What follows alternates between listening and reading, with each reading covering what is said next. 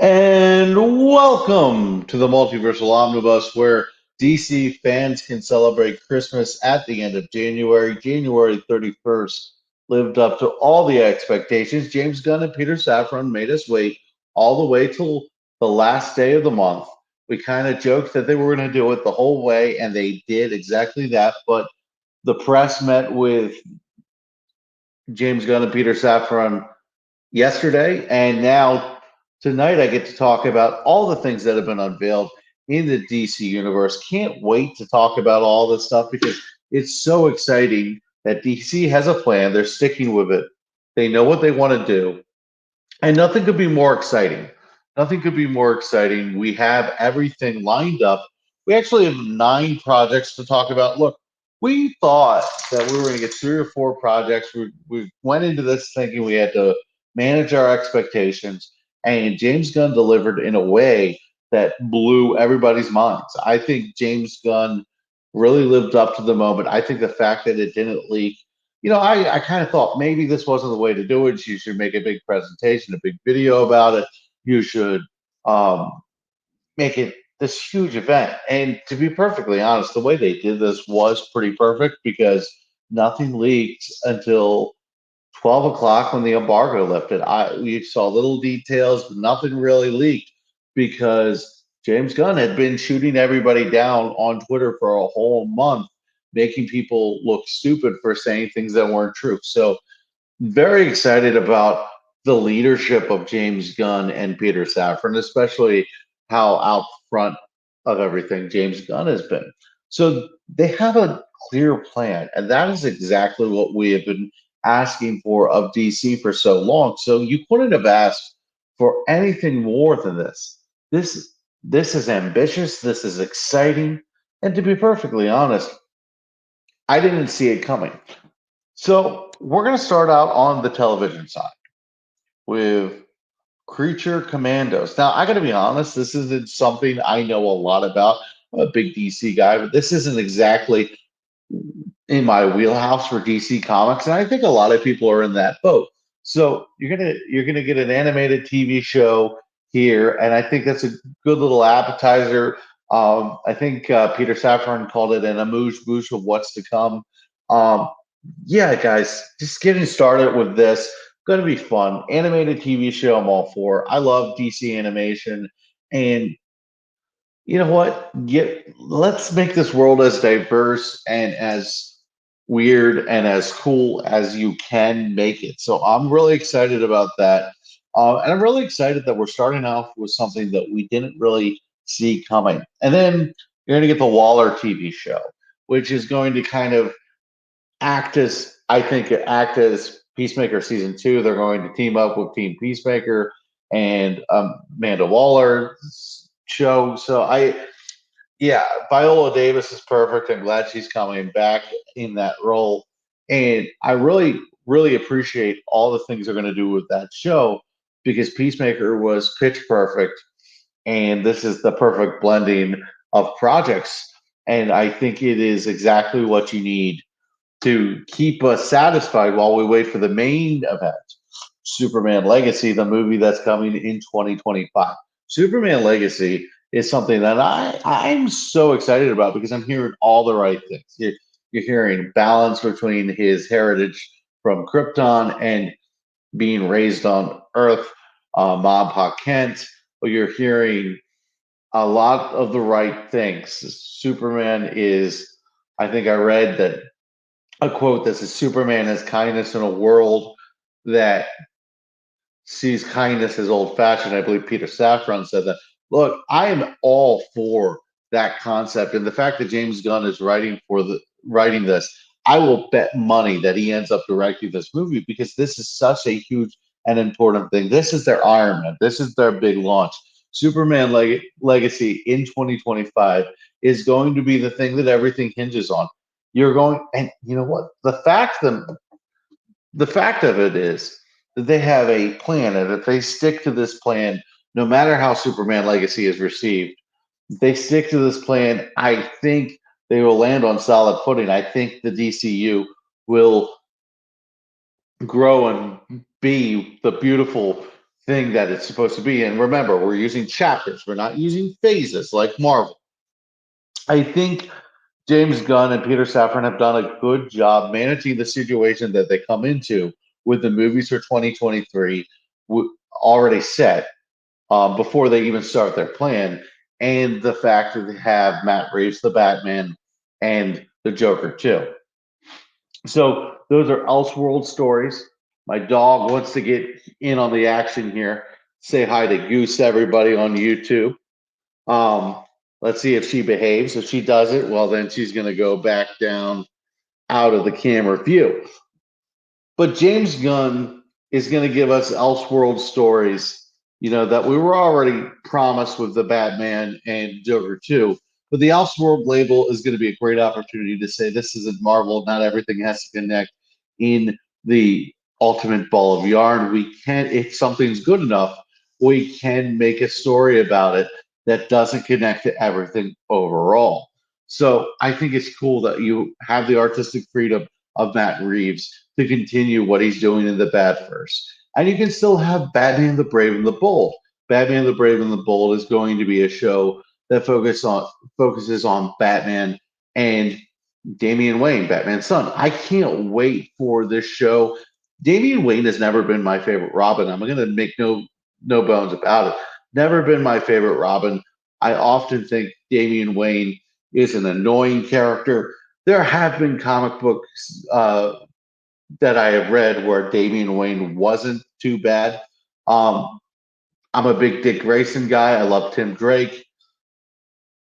Damian Wayne starting to grow on me a little bit, but not my favorite Robin. But this brings the possibility of having the Bat family here. Now, obviously, Grant Morrison's Batman, you ended up getting Dick Grayson as Batman. That doesn't look like that's going to happen here. It looks like a father and son thing.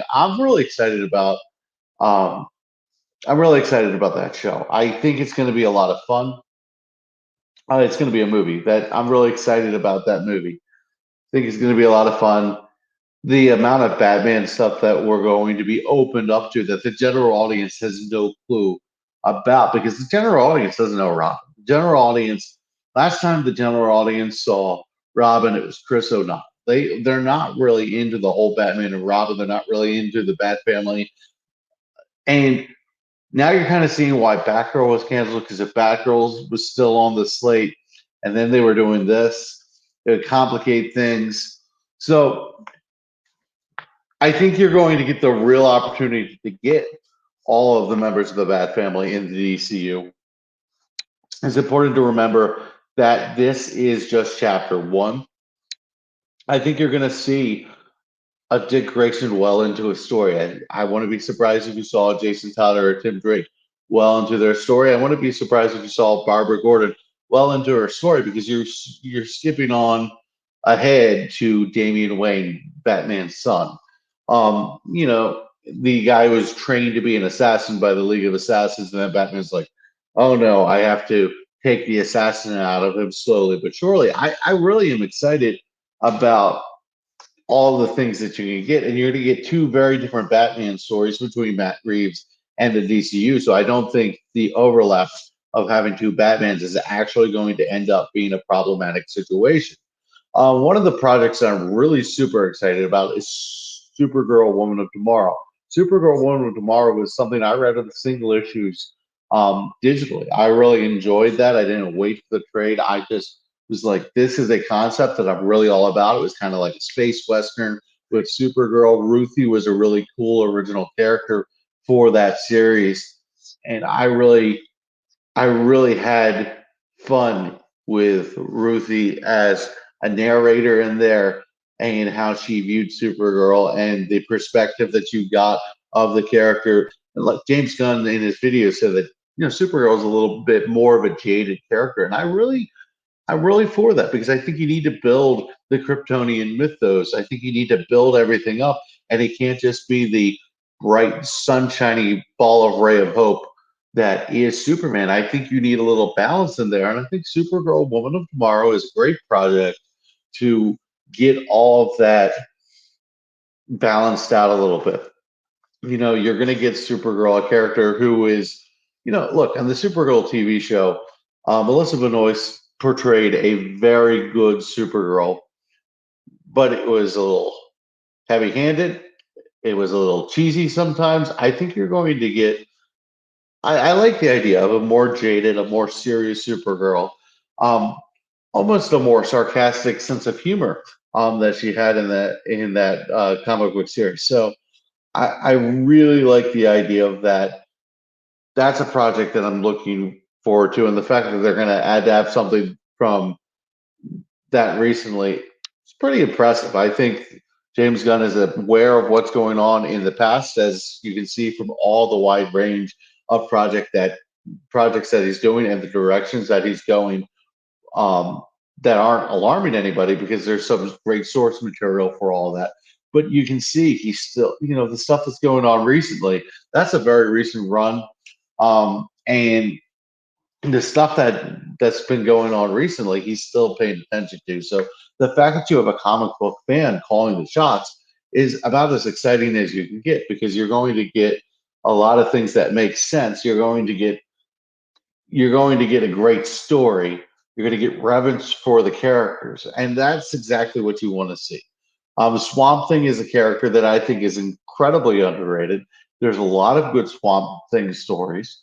Swamp Thing's a character that I actually want to read more of because I really enjoy what I have consumed when it comes to Swamp Thing. I think it's a character that is really, really awesome, and there's so much potential there. And the fact that James Gunn says, it's kind of outside of everything in the DCU, but it still connects to the story. I think that's an interesting idea. So I wonder how it connects to where the layers are. I know you start thinking Justice League Dark. I know my buddy Ron mentioned that maybe they should get John Constantine going with that. So that's a way they can go. For sure, Justice League Dark could be opened up by Swamp Thing.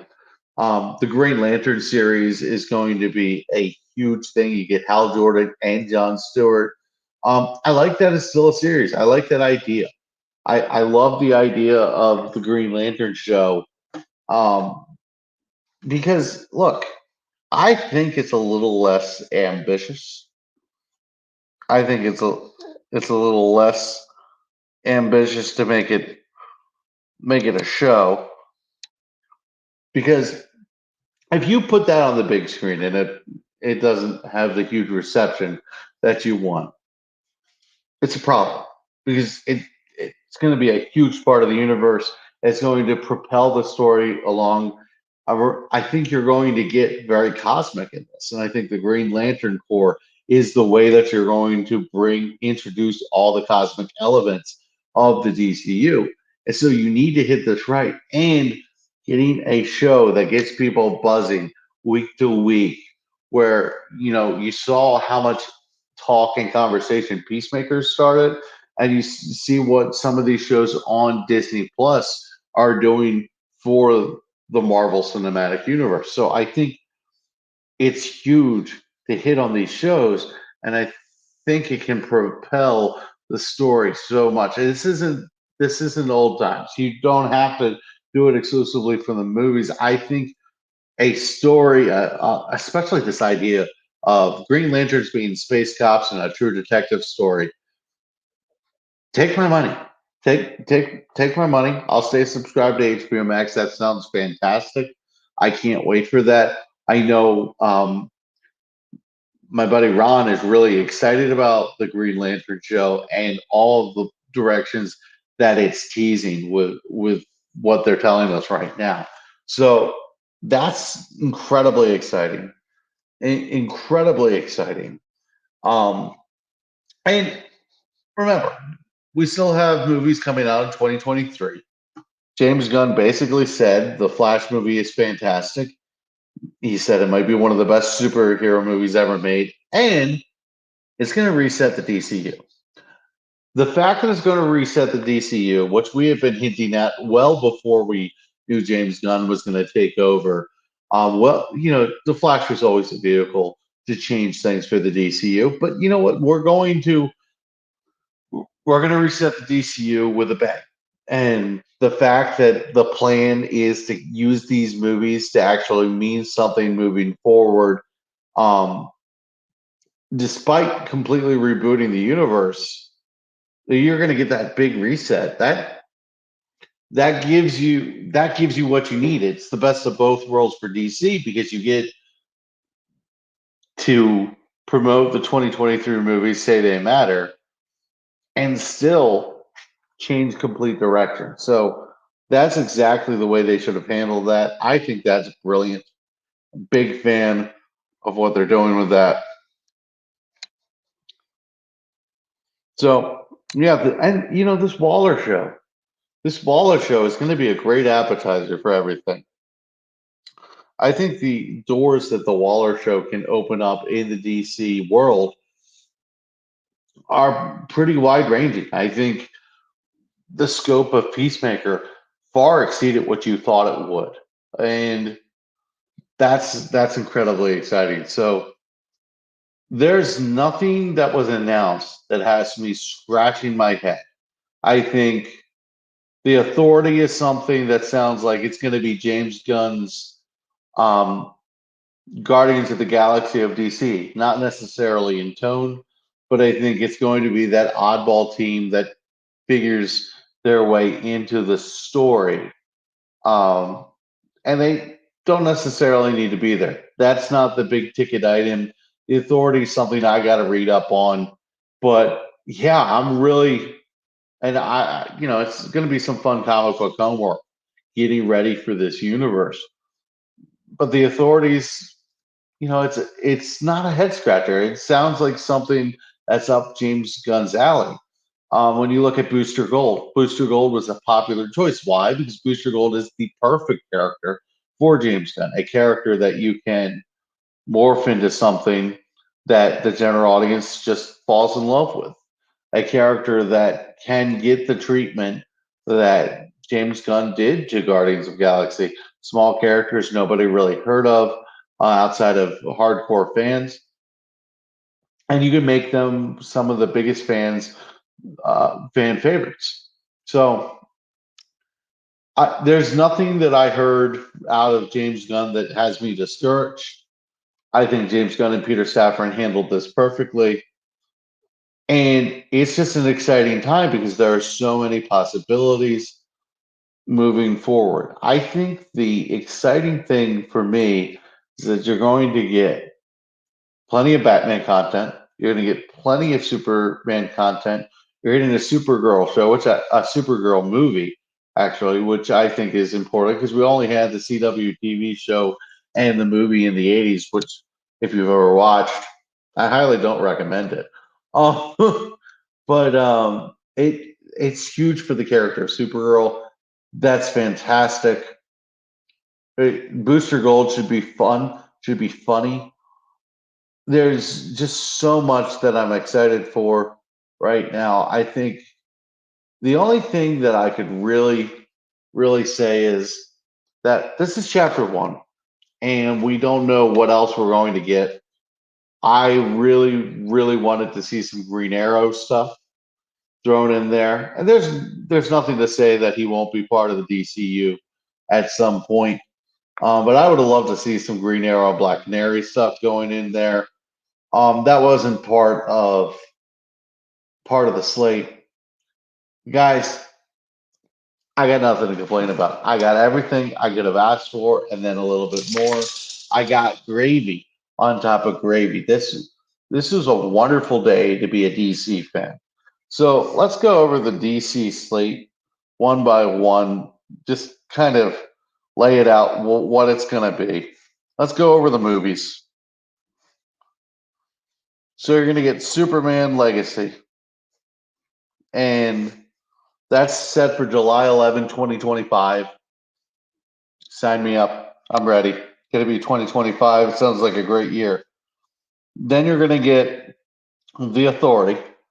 We talked about that. That is one of those ones I got to read up on, but sounds like it's right up James Gunn's alley. He said it was a passion project for him, which is pretty exciting. Then we are going to get The Brave and the Bold. Batman and Robin. I'm here for it. I'm here for the Bat Family every day of the week. Supergirl Woman of Tomorrow. I couldn't tell you much more about. Uh, I could tell you how excited I am for that for days. I can't express how excited I am for that because it's just off the charts. Swamp Thing. That's pretty awesome. Then television. My dog is not going to behave for the rest of this, so we're going to wrap up pretty soon. You got Creature Commandos, Waller, and the Lantern Show. And then you got Paradise Lost, which is like Game of Thrones, he said, but a prequel to Wonder Woman, a Themyscira, in Themyscira, Paradise Island, a prequel. So that is going to be absolutely exciting. Oh, and then you got Booster Gold. So that is way more projects than I thought we could ever hope for. I'm super excited, guys. We're going to have a lot more content going. This is just my quick takeaways, my quick thoughts. I hope you enjoyed it. I hope it gave you a little bit of an idea of what's to come and kind of organize things for you. Guys, it is Christmas for DC fans. Celebrate. Remember that January 31st will always be remembered as the day the greatest story ever told officially began. Guys, go read up on some of the comics. Go read up on some of the comics that you need to do your homework on for this new universe. Watch some movies. Get ready for Shazam Fury of the Gods. It is a big DC show. We're not even going to talk about Marvel today because this day is all about this. The House of L. This day is all about the DC universe. So DC Universe, Batman, Superman, and all the good stuff with the Green Lanterns and all that. So, guys, thank you for listening to me. I've been excited about this for a month. I was excited all day.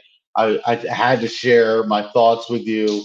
We're going to have a lot more coverage of this. I might be able to get in a conversation with Jordan from the Elseworlds, a DC fan podcast.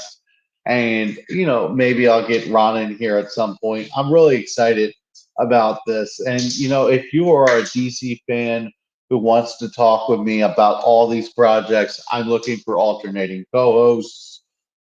If you are podcast ready, I am ready to talk to you. So that, hit me up if you want to be part of the show. Super excited about this, guys. Can't wait. I'm giddy. But you know what?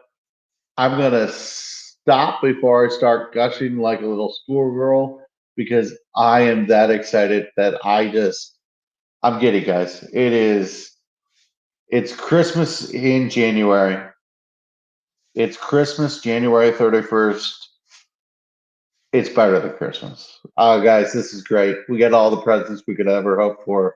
Have a great day. Read up on comics, watch some movies, and have fun.